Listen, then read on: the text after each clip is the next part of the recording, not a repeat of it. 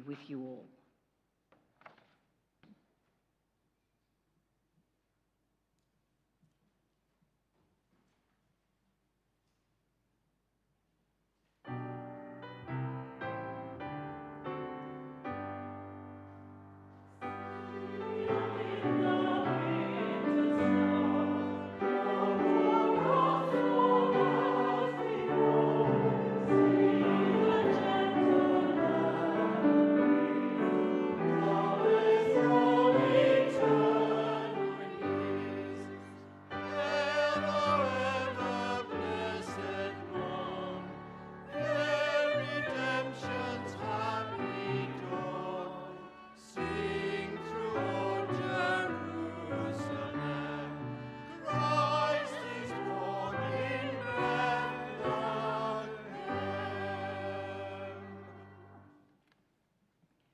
Marley was dead to begin with. There was no doubt whatever about that. The register of his burial was signed by the clergyman, the clerk, the undertaker, and the chief mourner. Scrooge signed it. There is no doubt that Marley was dead. Now, this must be distinctly understood, or nothing wonderful can come of the story I am going to relate. Scrooge never painted out old Marley's name. There it stood years afterwards above the warehouse door, Scrooge and Marley. Oh, but he was a tight-fisted hand at the grindstone, Scrooge, a squeezing, wrenching, grasping, clutching, covetous old sinner, hard and sharp as flint, secret and self-contained. Once upon a time, of all the good days in the year on Christmas Eve, old Scrooge sat busy in his counting house. It was cold, bleak, biting weather. Scrooge had a very small fire, but the clerk's fire was so very much smaller that it looked like one coal. But he couldn't replenish it, for Scrooge kept the coal box in his own room, and so surely as the clerk came in with the shovel, the master predicted that it would be necessary for them to part. "A Merry Christmas, Uncle! God save you!" cried a cheerful voice. It was the voice of Scrooge's nephew. "Huh!" said Scrooge. "Humbug!" "Christmas a humbug, Uncle?"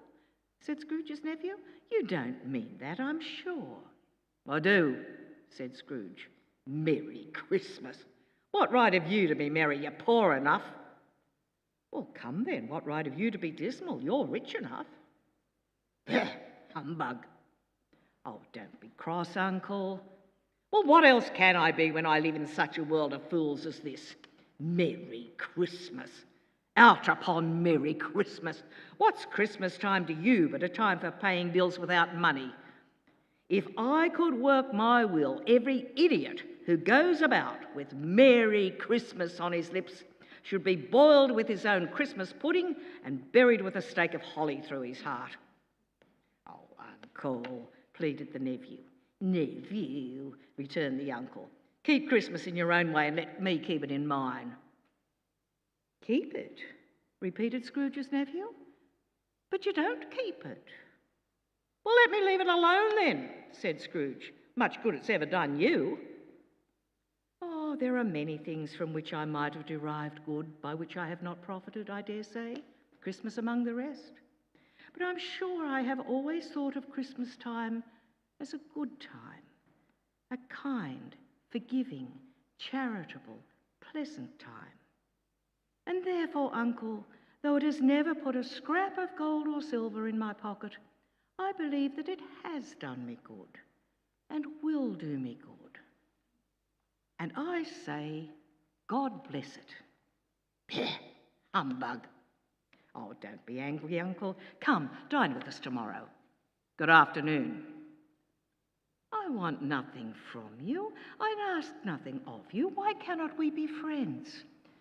"Good afternoon," said Scrooge. "Oh, I'm sorry with all my heart to find you so resolute, and I'll keep my Christmas humour to the last. So a Merry Christmas, Uncle." "Good afternoon," said Scrooge. "And Happy New Year." Good afternoon. His nephew left the room without an angry word. He stopped at the outer door to bestow the greetings of the season on the clerk, who returned them cordially. "There's another fellow," muttered Scrooge. "My clerk, with 15 shillings a week and a wife and family, talking about a Merry Christmas. Oh, retire to Bedlam." Now, this lunatic, in letting Scrooge's nephew out, had let 2 other people in. They were portly gentlemen, pleasant to behold. "At this festive season of the year, Mr. Scrooge," said one of the gentlemen, "it is more than usually desirable that we should make some slight provision for the poor and destitute. Many thousands are in want of common necessaries. Hundreds of thousands are in want of common comforts, sir." "Are there no prisons?" asked Scrooge. "Plenty of prisons," said the gentleman. "And the union workhouses?" demanded Scrooge. "Are they still in operation?" "They are still," returned the gentleman. "I wish I could say they were not." "The treadmill and the poor law are in full vigour then?" said Scrooge. "Both very busy, sir." "I'm very glad to hear it." Under the impression that they scarcely furnish Christian cheer of mind or body, a few of us are endeavouring to raise a fund to buy the poor some meat and drink and means of warmth. What shall I put you down for?" "Nothing." "Oh, you wish to remain anonymous?" "I wish to be left alone," said Scrooge. "I help to support the establishments I've mentioned. They cost enough, and those who are badly off must go there." "Many can't go there, and many would rather die." "Oh, if they'd rather die," said Scrooge, "they'd better do it and decrease the surplus population." Seeing clearly that it would be useless to pursue their point, the gentleman withdrew. Scrooge resumed his labours with an improved opinion of himself. Meanwhile, the fog and darkness thickened. The owner of one cold young nose stooped down at Scrooge's keyhole to regale him with a Christmas carol. God rest ye merry gentlemen, let nothing you dismay. Scrooge seized the ruler with such energy that the singer flew in terror. At length, the hour of shutting up the counting-house arrived. "You'll want all day tomorrow, I suppose?" "If quite convenient, sir." "It's not convenient, and it's not fair. If I was to stop half a crown for it, you'd think yourself ill-used. Be here early, all the earlier the next morning." The clerk promised that he would, and Scrooge walked out with a growl.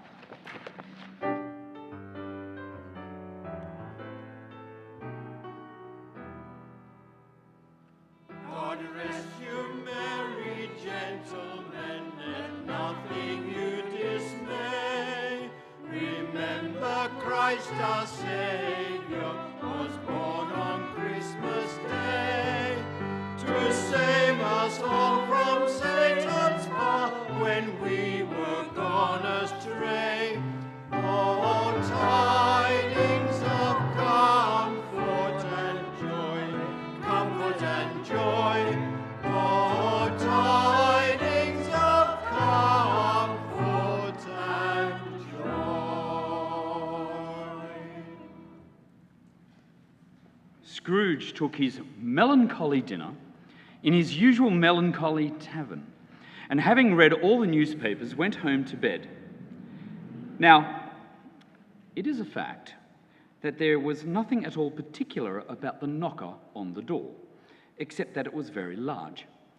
It also is a fact that Scrooge had seen it night and morning during his whole residence in the place. Also that Scrooge had as little of what is called fancy about him as any man in the City of London. And then let any man explain to me, if he can, how it happened that Scrooge having key in the lock of the door, saw in the knocker, without its undergoing any intermediate process of change, not a knocker, but Marley's face. Marley's face. It was not angry or ferocious, but looked at Scrooge as Marley used to look, with ghostly spectacles turned up on its ghostly forehead. As Scrooge looked fixedly at this phenomenon, it was a knocker again. To say that he was not startled or that his blood was not conscious of a terrible sensation would be untrue. But he put his hand upon the key, turned it sturdily, walked in, and lighted his candle. He did pause before he shut the door, and he did look cautiously behind it. But there was nothing on the back of the door except the screws and the nuts that held the knocker on. So he said, "Pooh-pooh," and closed it with a bang.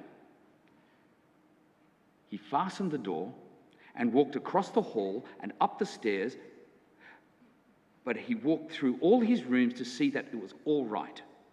Sitting room, bedroom, lumber room, all as they should be. Nobody under the table, nobody under the sofa, a small fire in the grate, spoon and basin ready, and a little saucepan of gruel upon the hob. Nobody under the bed, nobody in the closet, nobody in his dressing gown. Quite satisfied, he closed the door, and he locked himself in, double-locked himself in, which was not his custom. Thus secured against surprise, he took off his cravat, put on his dressing gown and slippers, and his nightcap, and sat down before the fire to take his gruel. His glance happened to rest upon a bell that hung in the room and communicated, for some purpose now forgotten, with a chamber in the highest part of the building. As he looked, he saw the bell begin to swing. It swung so softly in the outset that it scarcely made a sound, but soon it rang out loudly, and so did every bell in the house. The bells ceased as they had begun, together. They were succeeded by a clanking noise, as if some person were dragging a heavy chain. Scrooge then remembered to have heard that ghosts in haunted houses were described as dragging chains. "It's humbug still," said Scrooge. "I won't believe it." His colour changed, though, when the clanking came on through the heavy door and passed into the room. Upon its coming in, the dying flame leaped up as though it cried, "I know him, Marley's ghost." The same face, the very same. Marley in his pigtail, usual waistcoat, tights and boots. The chain he drew was clasped about his middle. It was long, and it was made of cash boxes, keys, padlocks, ledgers, deeds, and heavy purses. "How now?" said Scrooge, caustic and cold as ever. "What do you want with me?" "Much." Marley's voice, no doubt about it. "Who are you?" "Ask me who I was." "Who were you then?" "In life I was your partner, Jacob Marley." "A dreadful apparition. Why do you trouble me?" "Man of the worldly mind," replied the ghost, "do you believe in me or not?" "I do," said Scrooge. "I must. But why do spirits walk the earth, and why do they come to me?" "It is required of every man that the spirit within him should walk abroad among his fellow men and travel far and wide. And if that spirit goes not forth in life, it is condemned to do so after death. It is doomed to wander through the world and witness what it cannot share, but might have shared on earth and turned to happiness." "You are fettered," said Scrooge, trembling. "Tell me why." "I wear the chain I forged in life," replied the ghost. "I made it link by link. Is its pattern strange to you, Or would you know the weight and length of the strong coil you bear yourself? It was full as heavy and long as this 7 Christmas Eves ago. You have laboured on it since. It is a ponderous chain. Oh, speak comfort to me, Jacob. I have none to give. I'm here tonight to warn you that you have yet a chance and hope of escaping my fate, a chance and hope of my procuring Ebenezer. You are always a good friend to me, said Scrooge. Thank you. You will be haunted by 3 spirits. Is that the chance and hope you mentioned, Jacob? Scrooge demanded in a faltering voice. It is. I think I'd rather not.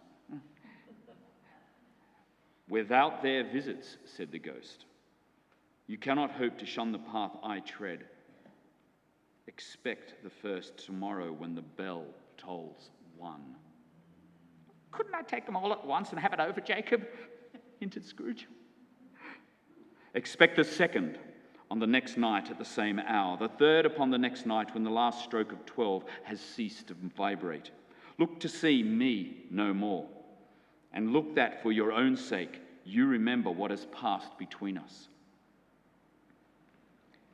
When it had said these words, the apparition walked backward from him, and at every step it took the window, raised itself a little, so that when the spectre reached it, it was wide open.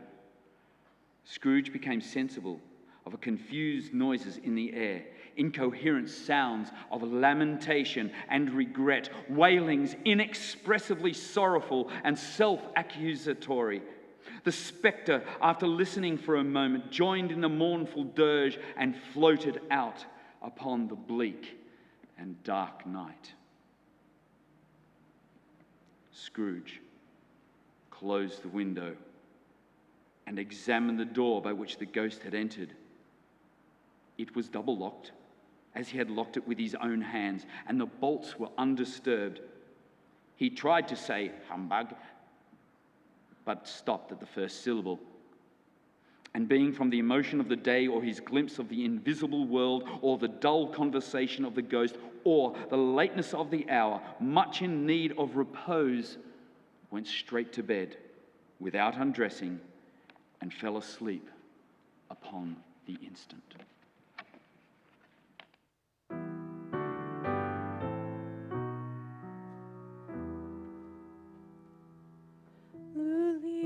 Lula, thou little tiny child, bye bye, Luli, Lule. Oh, sisters too, how may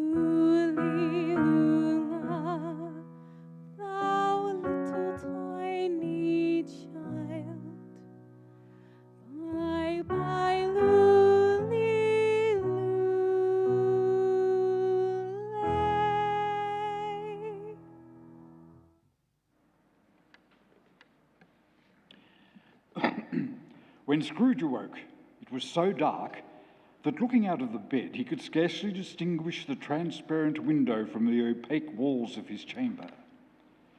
He was endeavouring to pierce the darkness with his ferret eyes when the chimes of a neighbouring church struck the 4 quarters, so he listened for the hour. To his great astonishment, the heavy bell went on regularly up to 12 and then stopped. 12? It was past 2 when he went to bed. The clock was wrong. Why, it isn't possible, said Scrooge, that I can have slept through a whole day and far into another night. It isn't possible that anything had happened to the sun, and this is 12 at noon. The idea became an alarming one. He scrambled out of bed and groped his way to the window. All he could make out was that it was still very foggy and extremely cold, and that there was no noise of people running to and fro and making a great stir, as there unquestionably would have been if night had beaten off bright day and taken possession of the world. This was a great relief. Scrooge went to bed again and thought and thought and thought it over and over and over and could make nothing of it. The more he thought, the more perplexed he was, and the more he endeavoured not to think, the more he thought. Scrooge lay in this state until the chime had gone 3 quarters more, when he remembered on a sudden that the ghost had warned him of a visitation when the bell tolled 1. He resolved to lie awake until the hour was past, and considering that he could no more go to sleep than go to heaven, this was perhaps the wisest resolution in his power. The hour bell sounded with a deep, full, hollow, melancholy 1. Light flashed up in the room upon the instant, and the curtains of his bed were drawn aside. Scrooge, starting up, found himself face to face with the unearthly visitor who drew them. It was a strange figure, like a child, yet not so like a child as like an old man. It wore a tunic of the purest white. It held a branch of fresh green holly in its hand, and in singular contradiction of that wintry emblem, had its dress trimmed with summer flowers. But the strangest thing about it was that from the crown of its head there sprung a bright, clear jet of light, and it held under its arm a great extinguisher for a cap. "Are you the spirit, sir, whose coming was foretold to me?" asked Scrooge. "I am." "Who and what are you?" Scrooge demanded. "I am the ghost of Christmas past." "Long past?" inquired Scrooge. "No, your past." Scrooge then made bold to inquire what business brought him there. "Your welfare," said the ghost. Scrooge could not help thinking that a night of unbroken rest would have been more conducive to that end. The spirit must have heard him thinking, for it said immediately, "Your reclamation, then. Take heed. Rise and walk with me." The spirit clasped him gently by the arm and made towards the window. "I am a mortal," Scrooge remonstrated, "and liable to fall. Bear but a touch of my hand, and you shall be upheld in more than this." As the words were spoken, they passed through the wall and stood upon an open country road. The city had entirely vanished. It was a clear, cold, wintry day with snow upon the ground. "Good heavens," said Scrooge, "I was bred in this place. I was a boy here." They walked along the road, Scrooge recognizing every gate and post and tree, until a little market town appeared in the distance, with its bridge, its church, and winding river. Some shaggy ponies now were seen trotting towards them with boys upon their backs, who called to other boys in country gigs and carts, driven by farmers. All these boys were in great spirits and shouted to each other until the broad fields were so full of merry music that the crisp air laughed to hear it. "These are but shadows of the things that have been," said the ghost. "There have been no consciousness of us." The jocund travellers came on, and as they came, Scrooge knew and named them, every one. Why was he rejoiced beyond all bounds to see them? Why did his cold eye glisten and his heart leap up leap up as they went past. Why was he filled with gladness when he heard them give each other Merry Christmas? What was Merry Christmas to Scrooge? Out upon Merry Christmas. What good had it ever done him? The school is not quite deserted, said the ghost. A solitary child, neglected by his friends, is left there still. A door opened before them and disclosed a long, bare, melancholy room, made barer still by lines of plain deal forms and desks. At one of these, a lonely boy was reading near a feeble fire, and Scrooge sat down upon a form and wept to see his poor, forgotten self as he used to be. "I wish," Scrooge muttered, putting his hand in his pocket and looking about him after drying his eyes with his cuff, "but it's too late now." "What is the matter?" asked the spirit.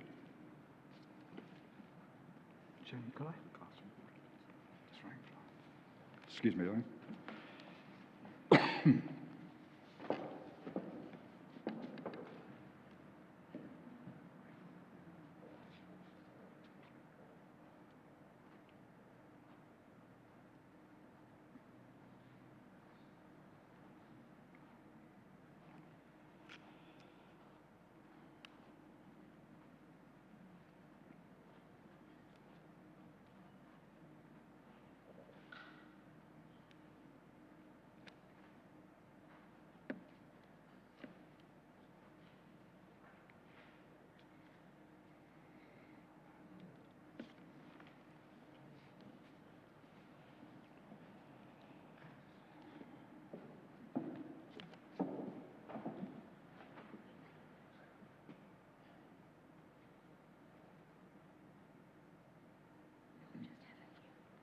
My apologies.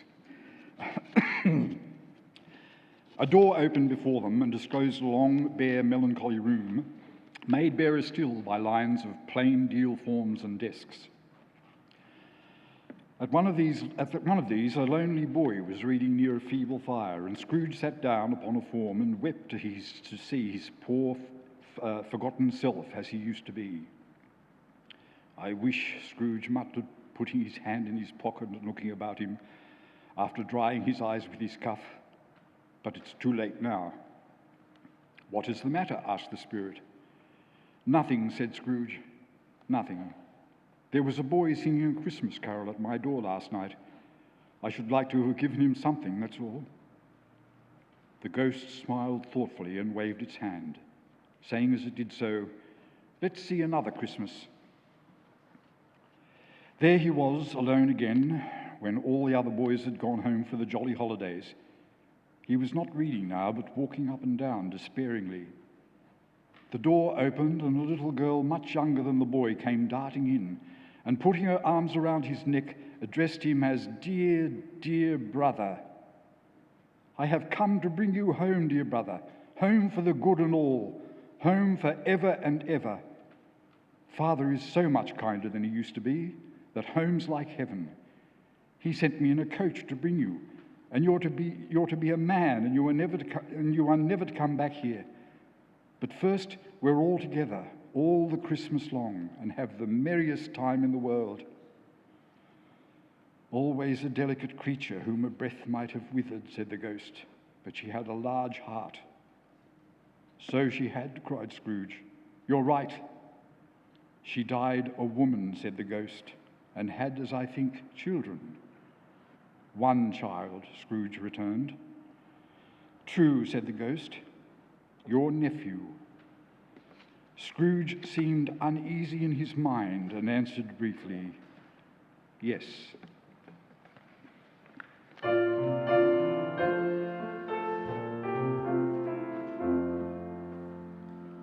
Once in royal David's city stood a lowly cattle shed, where a mother laid her baby in a manger for his bed.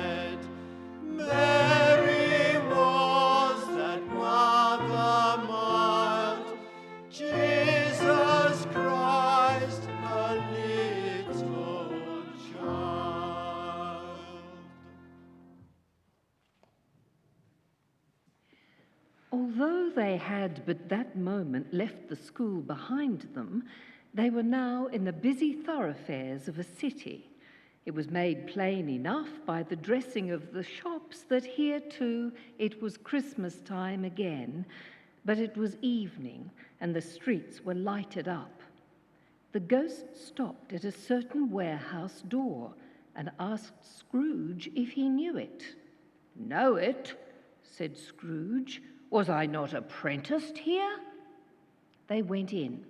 Scrooge cried out in great excitement, "Why, it's old Fezziwig, bless his heart! It's Fezziwig, alive again!" Old Fezziwig laid down his pen and looked up at the clock, which pointed to the hour of 7. He rubbed his hands, adjusted his capacious waistcoat, laughed all over himself, and called out in a comfortable, oily, rich, fat, jovial voice, "Yo-ho there, Ebenezer, Dick!" Scrooge's former self, now grown a young man, came briskly in, accompanied by his fellow prentice. "Dick Wilkins, to be sure," said Scrooge to the ghost. "Bless me, yes, there he is. Oh, he was very much attached to me, was Dick. Poor Dick, dear, dear."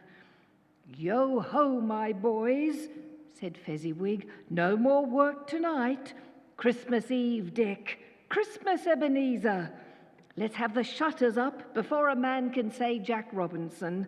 Clear away, my lads, and let's have lots of room here." Every movable was packed off, as if it were dismissed from public life forevermore.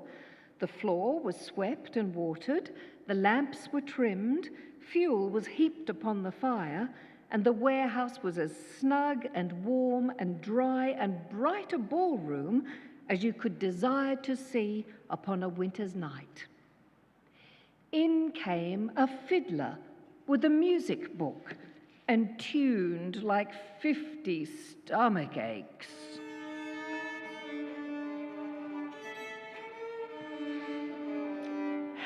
In came Mrs. Fezziwig, one vast and substantial smile.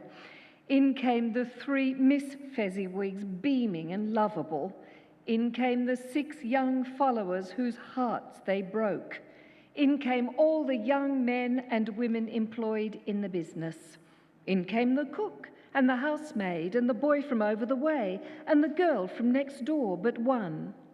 In they all came and away they went, 20 couples at once, hands half round and back again the other way, down the middle and up again, old top couple always turning up in the wrong place, new top couple starting off again as soon as they got there, all top couples at last, and not a bottom one to help them.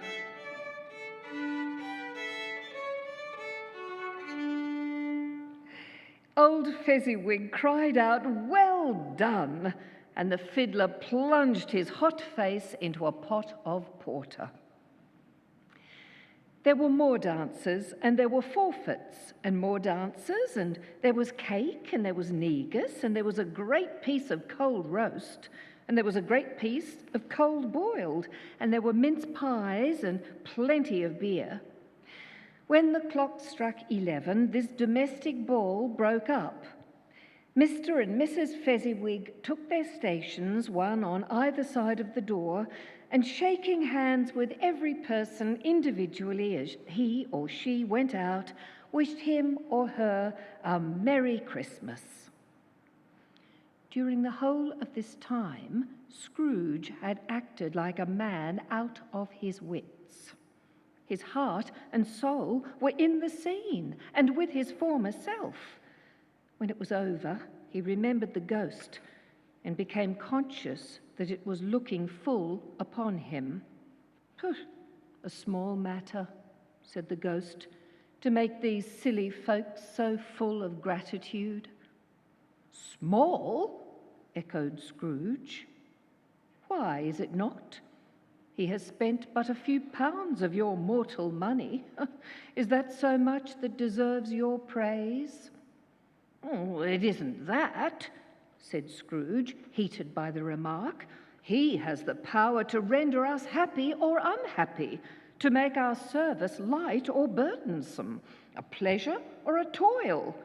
Or say that his power lies in words and looks, in things so slight and insignificant that it is impossible to add and count 'em up. What then? The happiness he gives is quite as great as if it cost a fortune." He felt the spirit's glance. "What is the matter?" asked the ghost. Nothing particular. No, I should like to say a word or two to my clerk just now, that's all." As he gave utterance to the wish, Scrooge and the ghost again stood side by side in the open air. Again, Scrooge saw himself. He was older now, a man in the prime of life. His face had not the harsh and rigid lines of later years, but it had already begun to wear the signs of care and avarice. There was an eager, greedy, restless motion in the eye. He was not alone, but sat by the side of a fair young girl in whose eyes there were tears.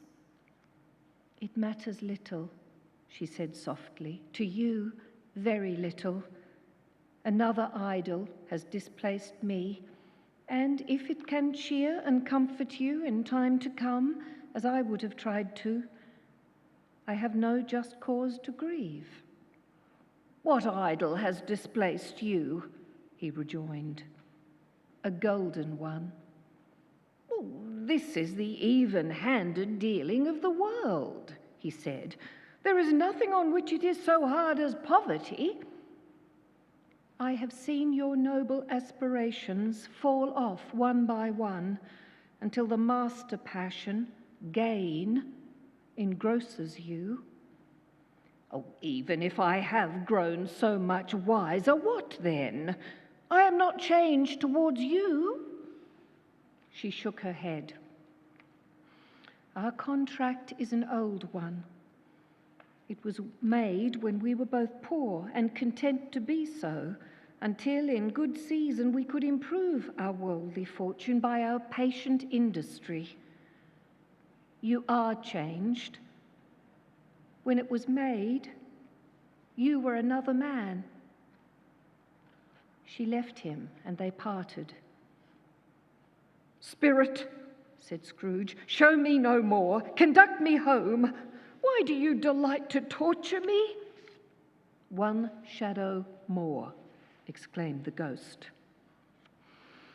They were in a room, not very large or handsome, but full of comfort. Near to the winter fire sat a beautiful young girl, so like the last that Scrooge believed it was the same, until he saw her, now a comely matron, sitting opposite her daughter. The noise in the room was perfectly tumultuous, for there were more children there than Scrooge could count. A knocking on the door was heard, and a rush ensued to greet the father, who came home attended by a man laden with Christmas toys and presents. Oh, the shouts of wonder and delight with which the development of every package was received, the joy and gratitude and ecstasy. It is enough that by degrees the children and their emotions got out of the parlour, and by one stair at a time up to the top of the house, where they went to bed and so subsided. And now Scrooge looked more attentively than ever, and when the master of the house, having his daughter leaning fondly on him, sat down with her and her mother at his own fireside, and when he thought that such another creature, quite as graceful and as full of promise, might have called him father and been a springtime in the haggard winter of his life, his sight grew very dim indeed. "Belle," said the husband, turning to his wife with a smile, I saw an old friend of yours this afternoon. Who was it? Mr. Scrooge, it was. I passed his office window, and as it was not shut up and he had a candle inside, I could scarcely help seeing him. There he sat, alone. Quite alone in the world, I do believe. "Spirit," said Scrooge in a broken voice, "remove me from this place. I cannot bear it." He seized the extinguisher cap and by a sudden action pressed it down upon the spirit's head. The spirit dropped beneath it. Scrooge was conscious of being exhausted, and in his own bedroom. He had barely time to reel to bed before he sank into a heavy sleep.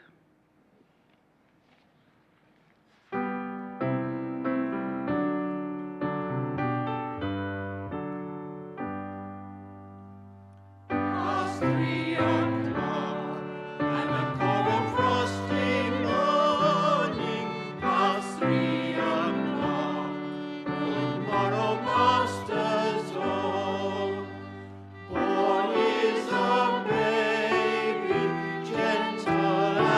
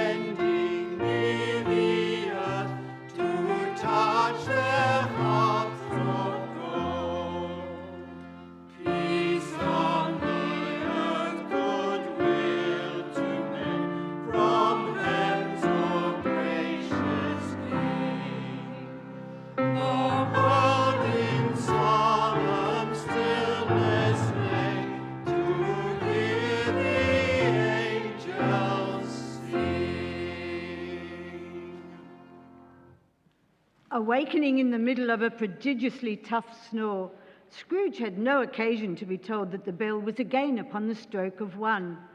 He wished to challenge the spirit on the moment of its appearance, and did not wish to be taken by surprise and made nervous. Now, being prepared for almost anything, he was not prepared for nothing, and consequently, when the bell struck 1 and no shape appeared, he was taken with a violent fit of trembling. All this time he lay upon his bed, the very core and centre of a blaze of ruddy light which streamed upon it when the clock proclaimed the hour. 5 minutes, 10 minutes, a quarter of an hour went by, yet nothing came.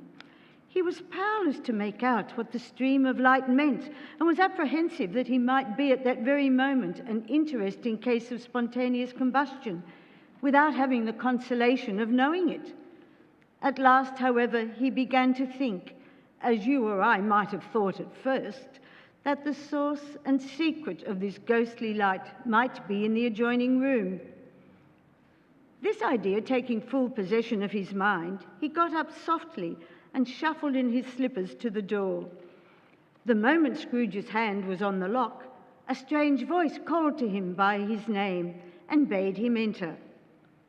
Scrooge entered timidly and hung his head before this spirit, for though the spirit's eyes were clear and kind, he did not like to meet them. "I am the ghost of Christmas present," said the spirit. "Look upon me." Scrooge reverently did so. It was clothed in one simple green robe, bordered with white fur. Girded around its middle was an antique scabbard, but no sword was in it. "Spirit," said Scrooge submissively, "conduct me where you will. I went forth last night on compulsion, and learned a lesson which is working now.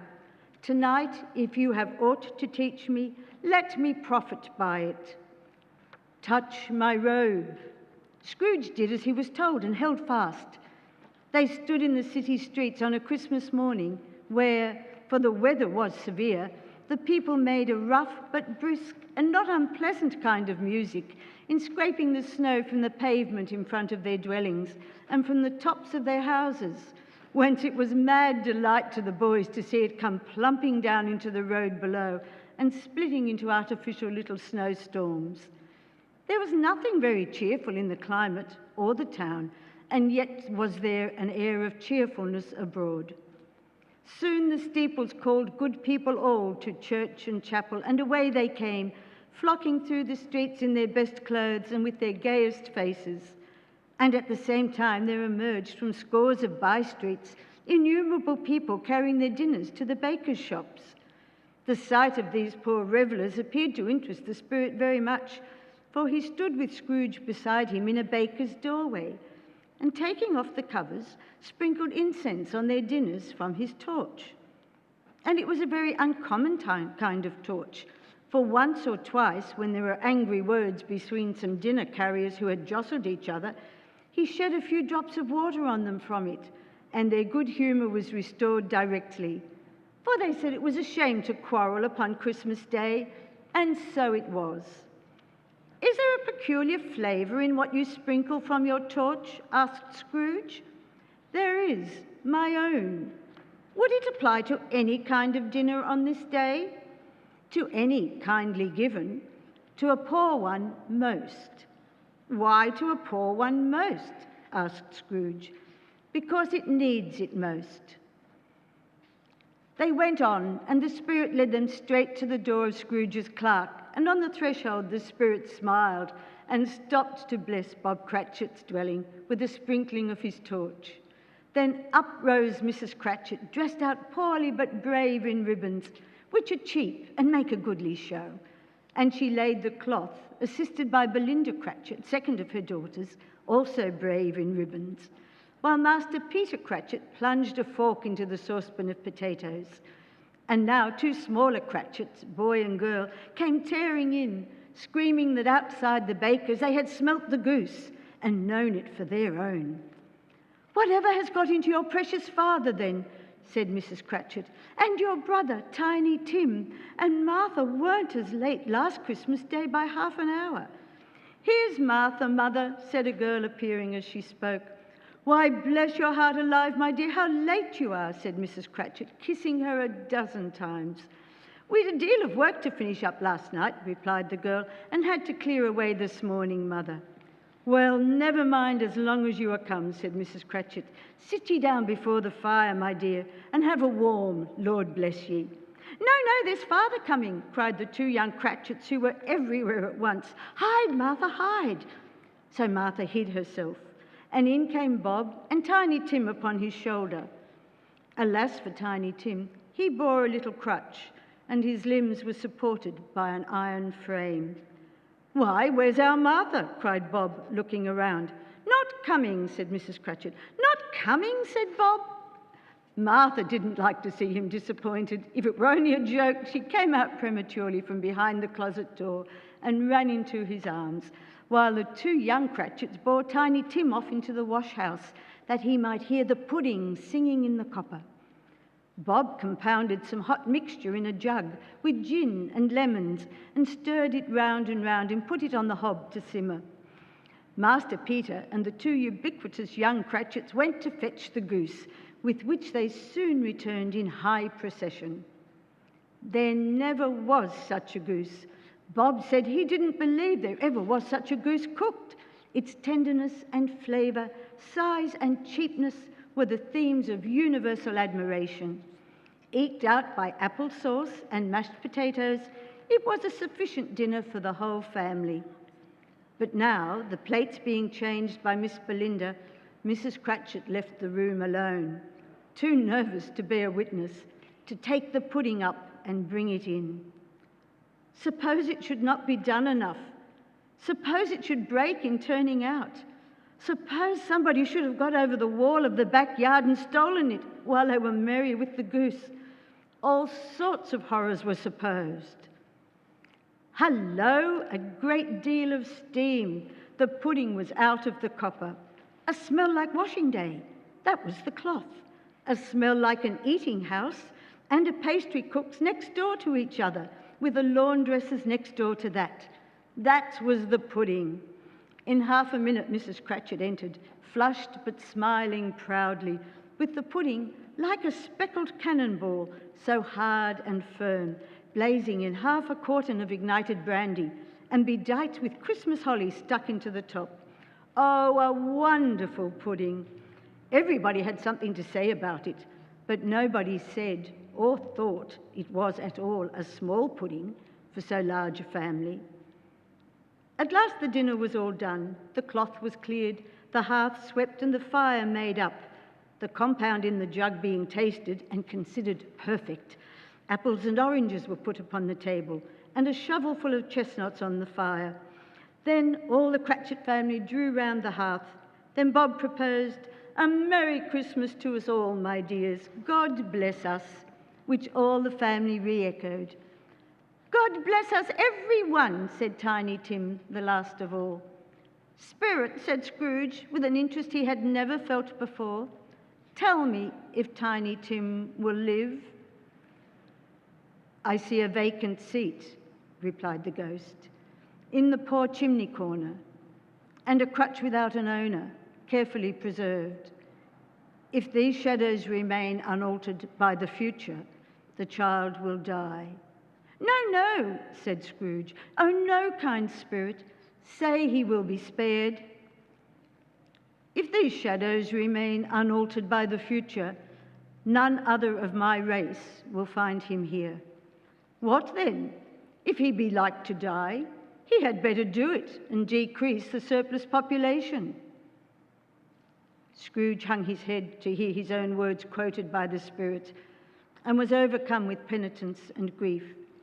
His eyes were upon the ground, but he raised them speedily on hearing his own name.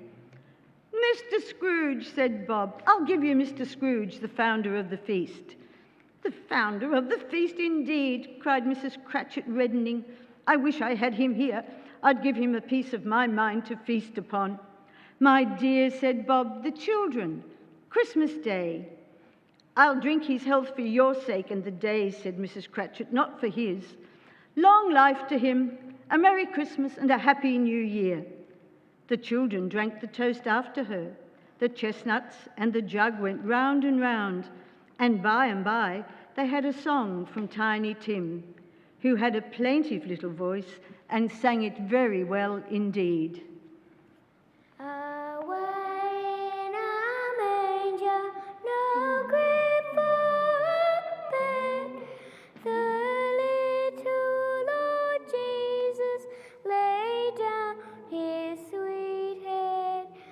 The stars in the bright sky looked down where he lay. The little Lord Jesus asleep on the hay. By this time it was getting dark and snowing pretty heavily, and as Scrooge and the Spirit went along the streets, the brightness of the roaring fires in the kitchens, parlours, and all sorts of rooms was wonderful. There, all the children of the house were running out into the snow to meet their married sisters, brothers, cousins, uncles, and aunts, and be the first to greet them. Here were shadows on the window blind of guests assembling. If you judge from the numbers of people on their way to friendly gatherings, you might have thought that no one was at home to give them welcome when they got there. Instead of every house expecting company and piling up its fires half chimney high. Blessings on it! How the ghost exulted! And now, without a word of warning from the ghost, they stood upon a bleak and desert moor. Down in the west, the setting sun had left a streak of fiery red, which glared upon the desolation for an instant, like a sullen eye. "What place is this?" asked Scrooge. "A place where miners live, who labour in the bowels of the earth," returned the Spirit. "But they know me." A light shone from the window of a hut, and they found a cheerful company assembled round a glowing fire. An old man and a woman with their children, and their children's children, and another generation beyond that, all decked out gaily in their holiday attire. The old man, in a voice that seldom rose above the howling wind upon the barren waste, was singing them a Christmas song, and from time to time they all joined in the chorus. The Spirit did not tarry here, but bade Scrooge hold his robe. To Scrooge's horror, looking back, he saw the last of the land, and his ears were deafened by the thundering of water as it rolled and roared.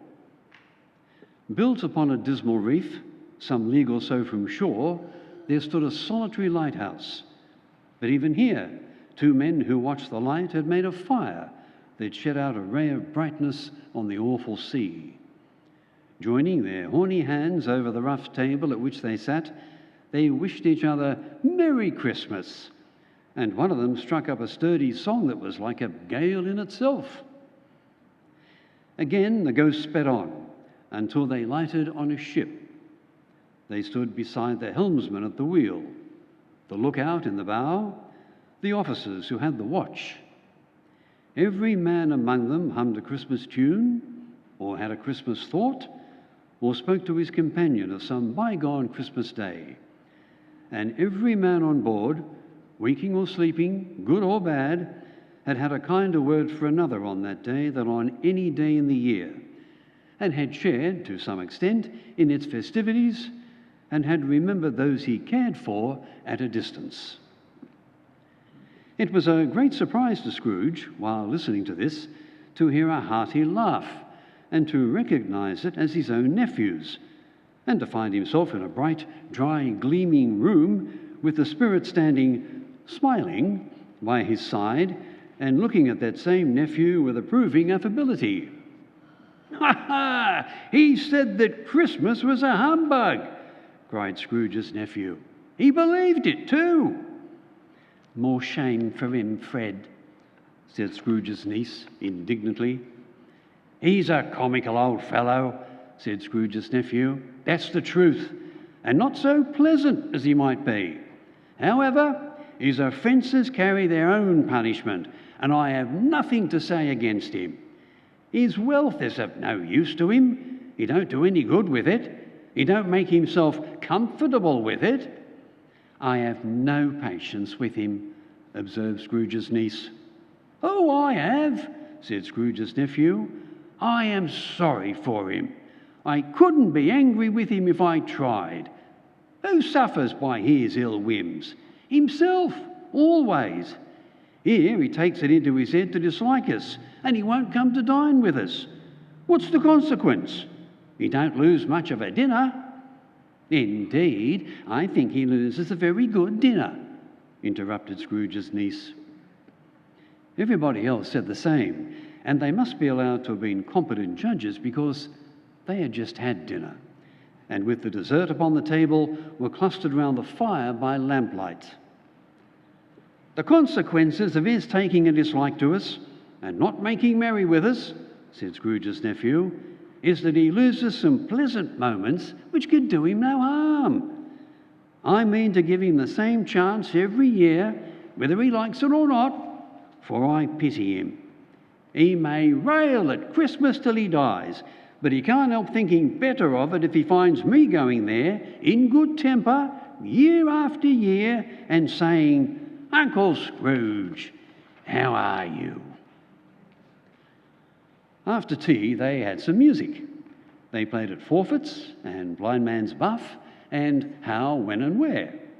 There might have been 20 people there, young and old, but they all played, and so did Scrooge. For wholly forgetting in the interest he had in what was going on, that his voice made no sound in their ears, he sometimes came out with his guess quite loud, and very often guessed quite right. The ghost was greatly pleased to find him in this mood, and looked upon him with such favour that he begged like a boy to be allowed to stay until the guests departed. But this, the spirit said, could not be done. He and the spirit were again upon their travels. Much they saw, and far they went, and many homes they visited, but always with a happy end. The spirit stood beside sick beds, and they were cheerful. On foreign lands, and they were close at home. By struggling men, and they were patient in their greater hope. By poverty, and it was rich. In misery's every refuge, where vain man, in his little brief authority, had not made fast the door and barred the spirit out, he left his blessing and taught Scrooge his precepts. The chimes were ringing the 11:15. Forgive me if I am not justified in what I ask, said Scrooge, looking intensely at the spirit's robe, but I see something strange and not belonging to yourself protruding from your skirts. Is it a foot or a claw? It might be a claw, for the flesh there is upon it, was the spirit's sorrowful reply. Look here. From the foldings of its robe it brought 2 children, wretched, abject, frightful, hideous, miserable. They were a boy and a girl. Scrooge started back, appalled. Spirit, are they yours? Scrooge could say no more. They are man's, said the spirit. This boy is ignorance. This girl is want. Beware them both. But most of all this boy, for on his brow I see that written which is doom, unless the writing be erased. Deny it, cried the spirit. Have they no refuge or resource? Cried Scrooge. Are there no prisons? Said the spirit, turning on him for the last time with his own words. Are there no workhouses? The bell struck 12.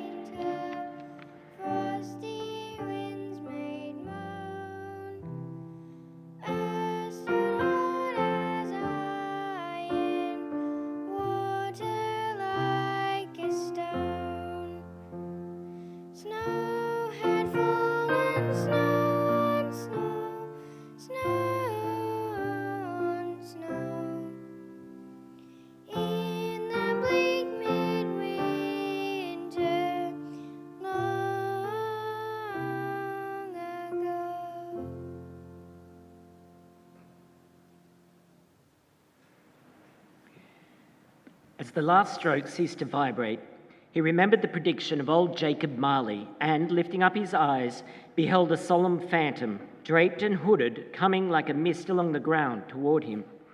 It seemed to scatter gloom and mystery. When it came beside him, it neither spoke nor moved.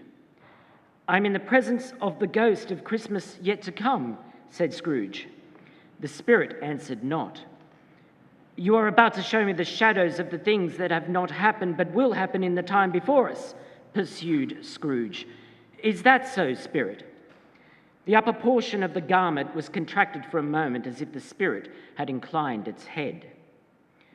"Ghost of the future," Scrooge exclaimed, "I fear you more than any spectre I have seen, but as I know your purpose is to do me good, and as I hope to live to be another man from what I was, I am prepared to bear you company and do it with a thankful heart. Will you not speak to me?" The city seemed to spring up about them. They were amongst the merchants who hurried up and down and conversed in groups as Scrooge had seen them so often. The spirit stopped beside one little knot of businessmen. Scrooge advanced to listen to their talk. "No," said a great fat man. "I don't know much about it either way. I only know he's dead." "When did he die?" inquired another. "Last night, I believe." "Why, what was the matter with him?" asked a third. "I thought he'd never die." "God knows," said the first, with a yawn. "Well, what has he done with his money?" asked a red-faced gentleman. "I haven't heard.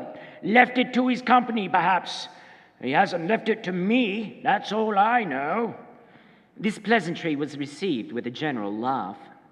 "It's likely to be a very cheap funeral," said the same speaker, "for upon my life I don't know of anybody to go to it. Suppose we make up a party and volunteer?" "Well, I don't mind going if a lunch is provided," observed one. "But I must be fed if I make one." Another laugh. "Well, I'm the most disinterested amongst you after all," said the first speaker, "for I never wear black gloves and I never eat lunch. But I'll offer to go if anyone else will. When I come to think of it, I'm not at all sure that I wasn't his most particular friend, for we used to stop and speak whenever we met. Bye-bye." Speakers and listeners strolled away and mixed with other groups.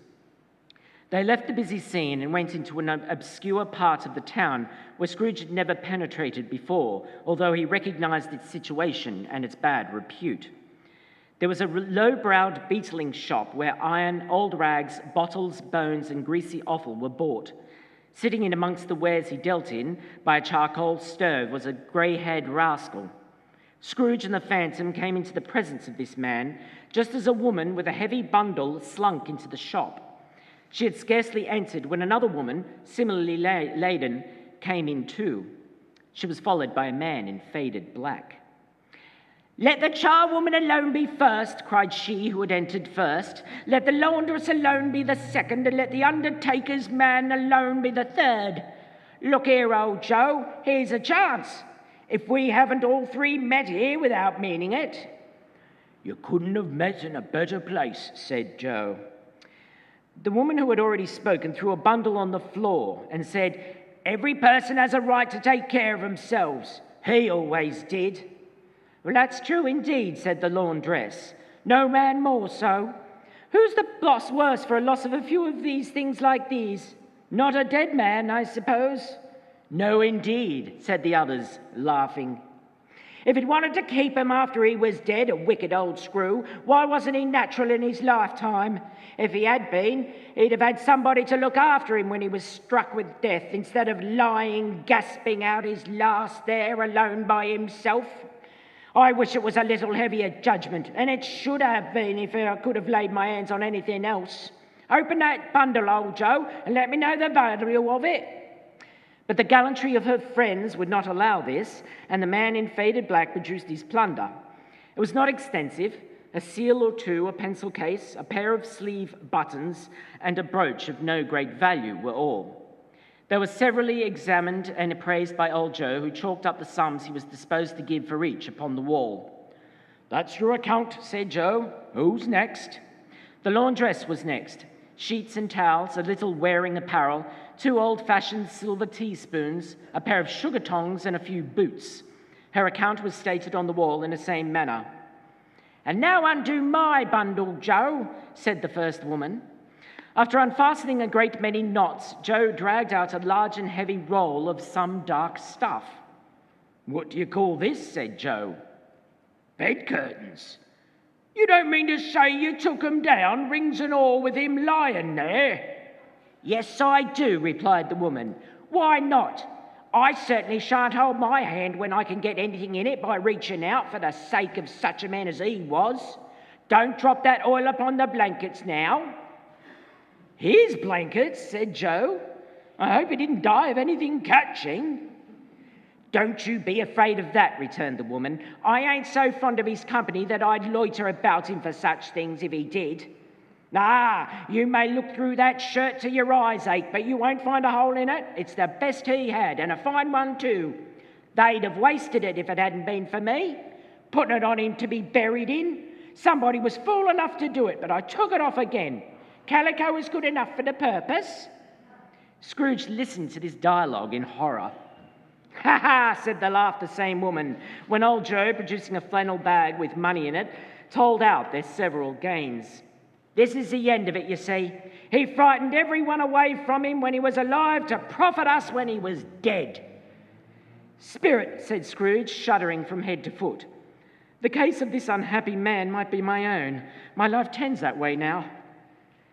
The scene had changed, and now he almost touched the bed, a bare, uncurtained bed, and on it, plundered, bereft, unwatched, unwept, uncared for, was the body of this man. "If there is any person in this town who feels emotion caused by this man's death," said Scrooge, quite agonized, "show that person to me, Spirit, I beseech you." The phantom spread its dark robe before him and revealed a room where a mother and her children were. She was expecting someone, and with anxious eagerness, for she walked up and down the room. At length, the long-expected knock was heard. She hurried to the door and met her husband, a man whose face was careworn and depressed, though he was young.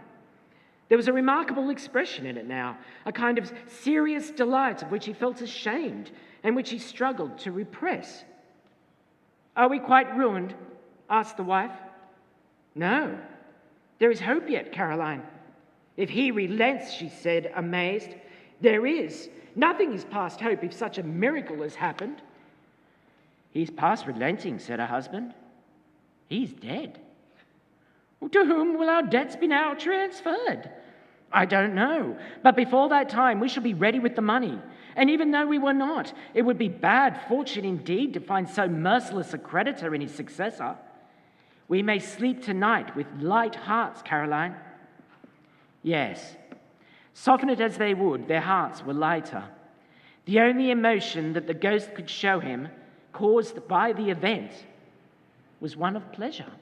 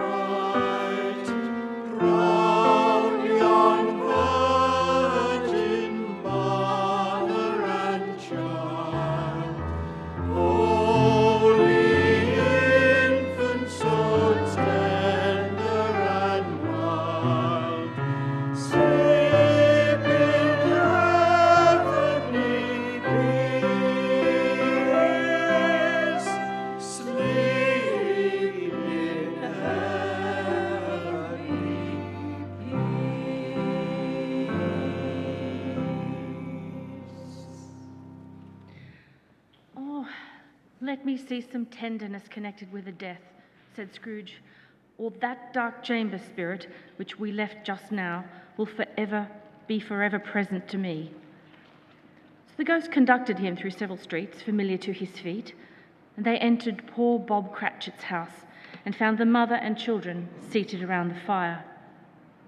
Quiet, very quiet. The noisy little Cratchits were as still as statues in one corner and sat looking up at Peter, who had a book before him. The mother and her daughters were engaged in sewing, but surely they were very quiet. The mother laid her work upon a table and put her hand up to her face. "The colour hurts my eyes," she said. "The colour? Ah, poor Tiny Tim." "They're better now again," said Cratchit's wife. "It makes them weak by candlelight, and I wouldn't show weak eyes to your father when he comes home for the world. It must be near his time." "Past it, rather," Peter answered, shutting his book. "But I think he has walked a little slower than he used in these last few evenings, Mother." They were very quiet again. At last she said, in a steady, cheerful voice that only faltered once, I have known him walk with Tiny Tim upon his shoulder very fast indeed, but he was light to carry, and his father loved him so that it was no trouble. No trouble. Ah, and there is your father at the door." She hurried out to meet him. His tea was ready for him on the hob, and they all tried who should help him to it most. Bob was very cheerful with them and spoke pleasantly to all the family. "You went today then, Robert?" said his wife. "Yes, my dear," returned Robert. "I wish you could have gone. It would have done you good to see how green a place it is. But you'll see it often. I promised him that I would walk there on a Sunday." "My little, little child," cried Bob. "My little child."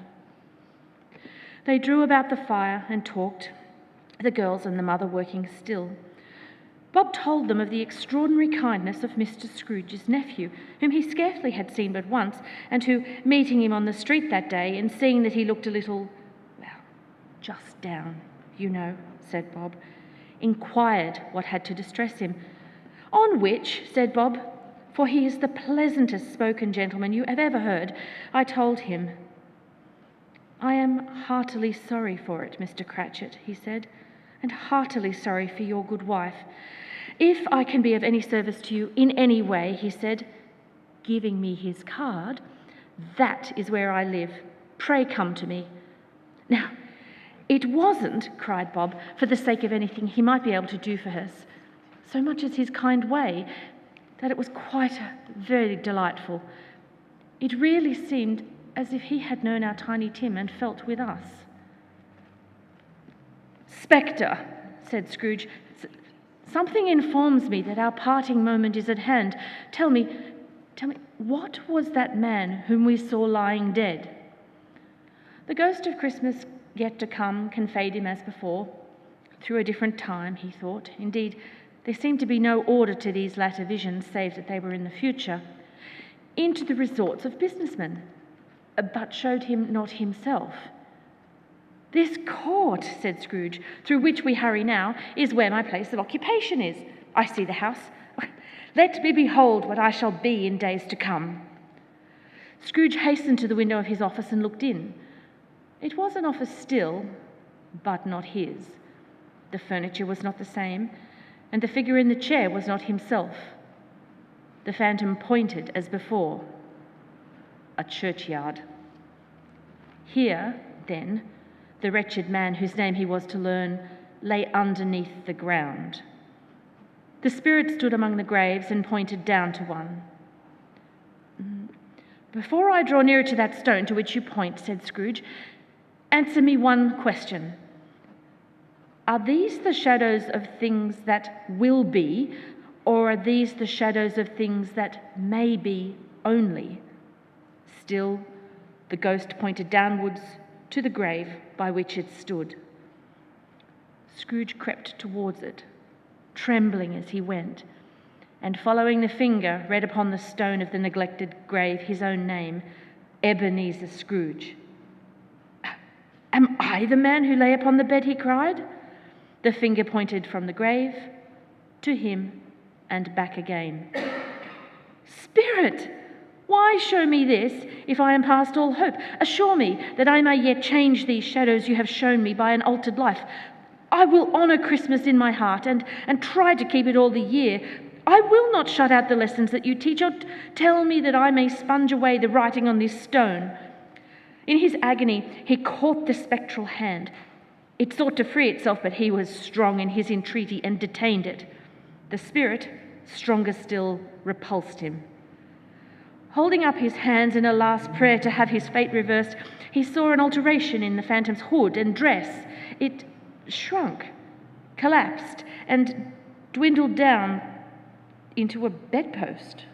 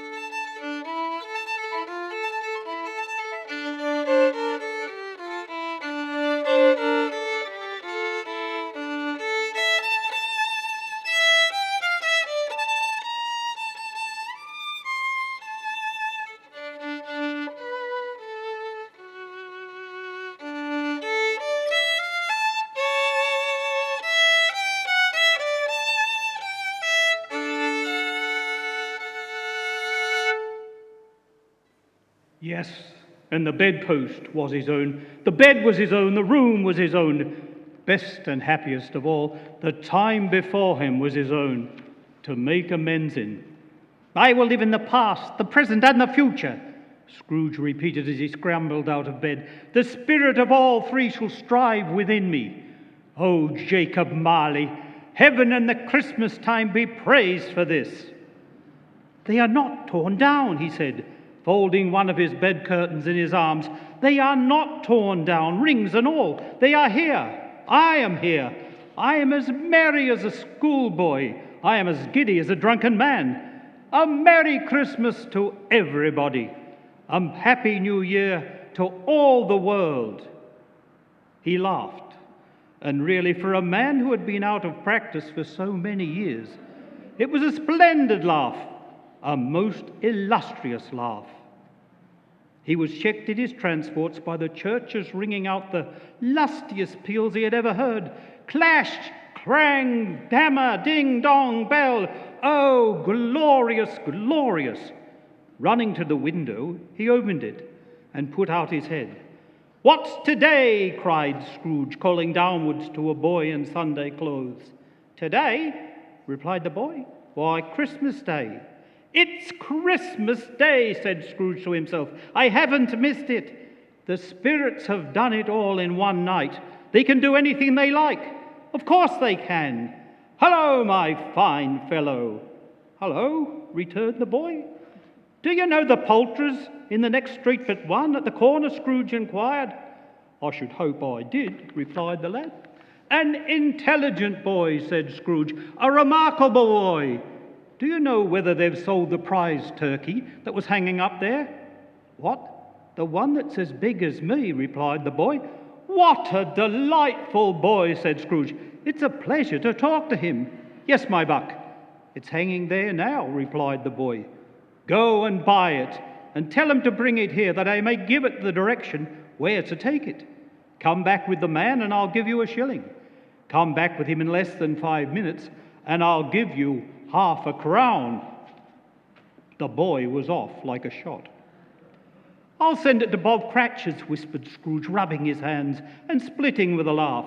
He shan't know who sends it. It's twice the size of Tiny Tim. He dressed himself all in his best, and at last got out into the streets. He had not gone far when, coming towards him, he beheld the portly gentleman who had walked into his counting-house the day before. My dear sir, said Scrooge, quickening his pace and taking the gentleman by both his hands, how do you do? I hope you succeeded yesterday. It was very kind of you. A Merry Christmas to you, sir. Mr. Scrooge? Yes, said Scrooge, that is my name, and I fear it not be pleasant to you. Allow me to ask your pardon, and will you have the goodness— Here Scrooge whispered in his ear, Lord, bless me, cried the old gentleman, out of breath, "were taken away. My dear Mr. Scrooge, are you serious?" "If you please," said Scrooge, "not a farthing less. A great many back payments are included in it, I assure you." He went to church and walked about the streets and watched the people hurrying to and fro and patted children on the head and looked down into the kitchens of houses and up to the windows and found that everything could yield him pleasure. In the afternoon, he turned his steps towards his nephew's house. He sidled his face in, round the door. "Fred," said Scrooge. "Why, bless my soul," cried Fred. "Who's that?" "It is I, your Uncle Scrooge. I've come to dinner. Will you let me in, Fred?" "Let him in? It's a mercy he didn't shake his arm off." Nothing could be heartier. Wonderful party, wonderful games, wonderful unanimity, wonderful happiness. But he was early at the office next morning. If he could only be there before Bob Cratchit coming in late. That was the thing he'd set his heart upon, and he did it. Yes, he did.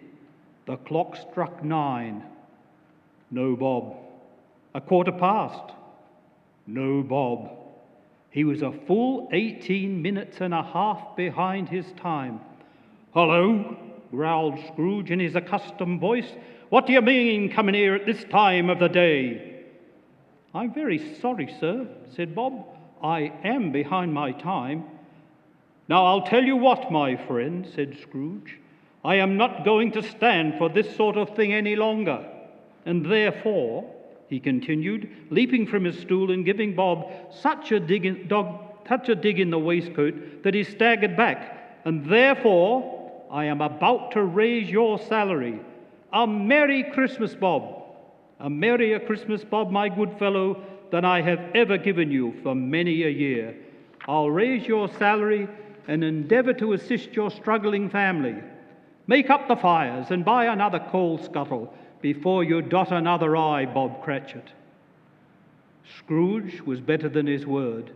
He did it all and infinitely more. And to Tiny Tim, who did not die, he was a second father. He became as good a friend, as good a master, and as good a man as the good old city knew, or any other good old city, town, or borough in the good old world. He had no further intercourse with spirits, but lived upon the total abstinence principle ever afterwards. And it was always said of him that he knew how to keep Christmas well, if any man alive possessed the knowledge. May that be truly said of us. And so, as Tiny Tim observed, God bless us. God bless us, everyone.